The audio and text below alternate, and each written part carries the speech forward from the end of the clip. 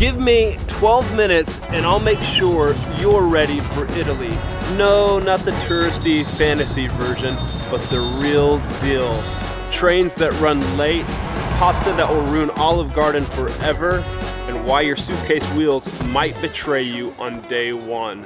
And stick around because later I'll share with you the one thing you should not do if you want to avoid frustration on the first day. Are you ready? Let's go.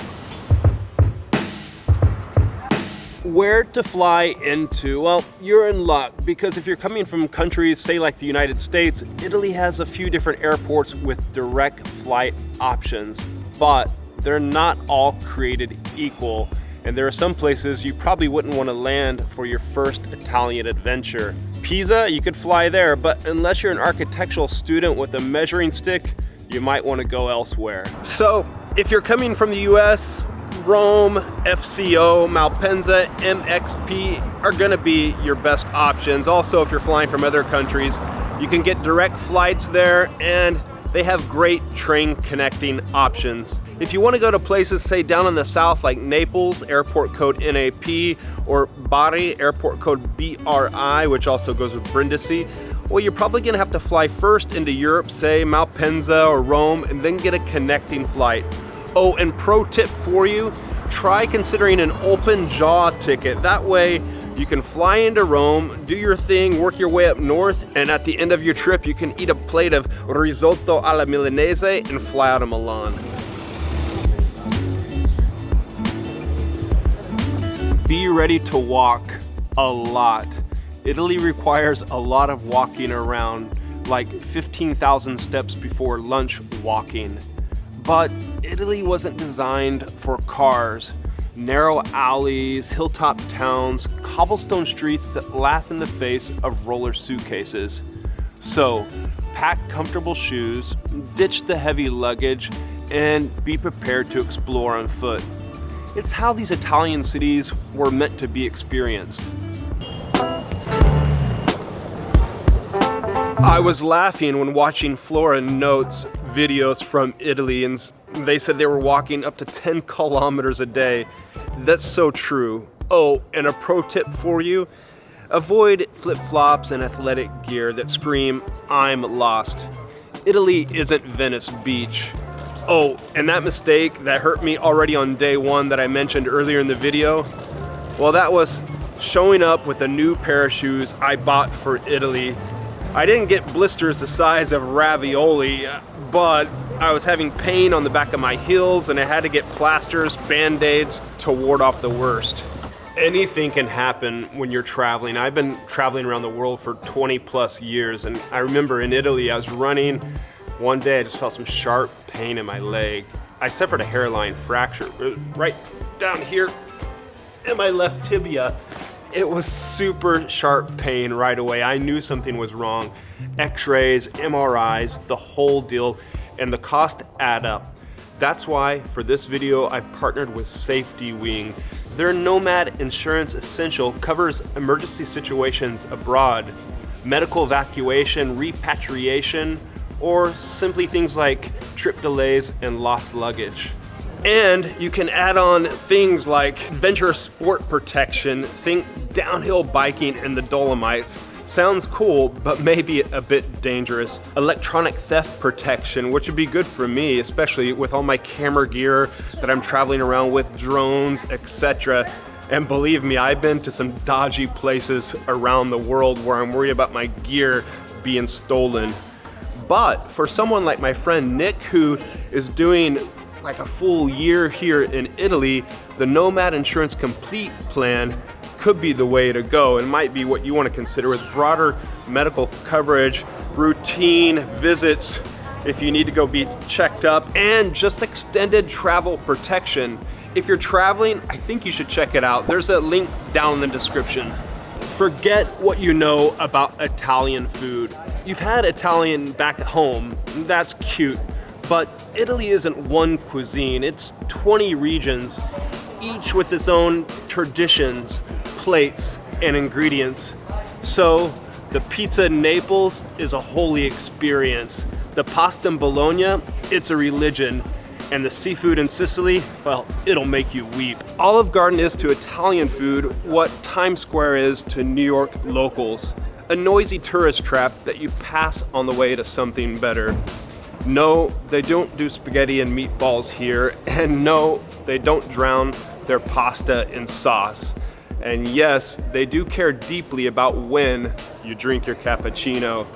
Don't worry, if you get caught drinking a cappuccino after 11 a.m., the cappuccino curfew, just say, hey, it's 9:30 a.m. somewhere in the world, my cappuccino happy hour. Now, how to get around trains versus cars. The Italians often go on motorbikes. Well, trains are a gift.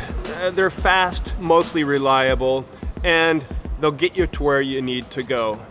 But they're mostly useful for the northern part of Italy and for the major cities between Milan, Rome, Naples, Florence, Venice, Bologna.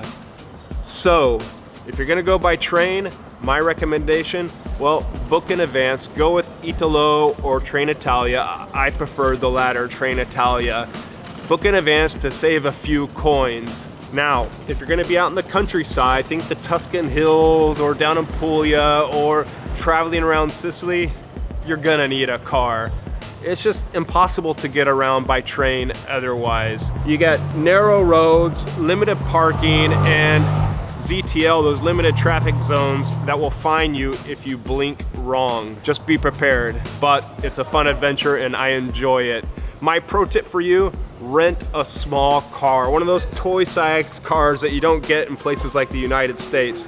They're great for squeezing into little parking spots. And another pro tip, go with that rental that's already banged up, that comes pre-banged. Because as my friend Andy says, that way when you're returning that car with dents and scratches, they won't know the ones that were already on there when they gave it to you versus those fresh wounds that you returned it with. Nice to meet. What's your name? 50 of your videos. Good. Thank you so much, man. Yeah. Jassel. Thank you for saying hello. Thank you for all the tips and tricks and kind of the That's what you want to hear. That's what you want to hear. The insider stuff. Where are you guys from?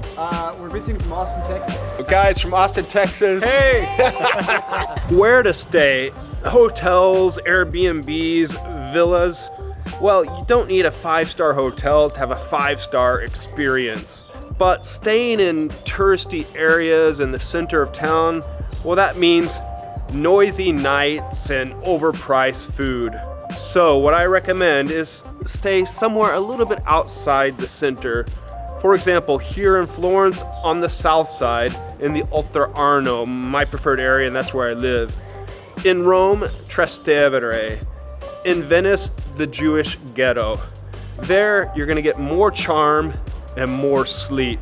I have something coming up for you, what I want to share. If you want even more space, if you're a group or a family, stay in an Airbnb. That way you're getting a kitchen, you're getting a better bargain, you get a couple of bedrooms you can spread out versus the cost you're gonna pay for a hotel, a couple rooms at a hotel. Or an agriturismo, it's like an Italian rural farm stay. Now, later I'll share with you the villa experience. If you want a pool, if you want to stay out in the countryside, how you can unlock this secret for yourself. How to pack. Think European minimalist. You don't need to pack for the apocalypse, but you do need to pack smart. Italy is fashion forward, yet practical. So, think layers, neutral colors, and good shoes. Throw in one dressier outfit, but don't overdo it. You'll have space to buy clothes that way. Also, in Airbnbs, you'll find washing machines. Also, if you're staying in a hotel or if your Airbnb doesn't have a washing machine, laundry's cheap.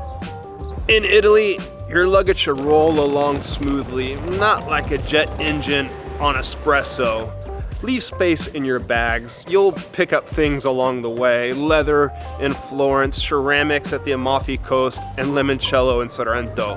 When should you visit and when should you avoid Italy? Well, Italy is perfect year around, but in July and August, the place is packed. It's hot. So think the shoulder months, March, April, May, or September and October. those are great time of the years to come here to Italy. You're gonna get better prices, fewer people, and the locals aren't yet frustrated with tourists.